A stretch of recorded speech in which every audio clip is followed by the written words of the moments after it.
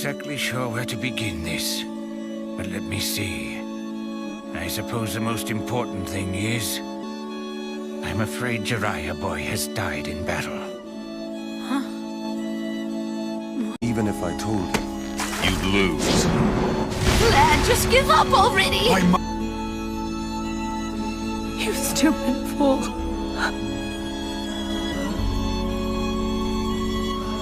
You let him go. Is that right, Granny? That's right. Why would you ever let him do something so risky? You knew Pervy Sage better than anyone, Granny! How can you send him somewhere so dangerous alone? Stop it, Naruto.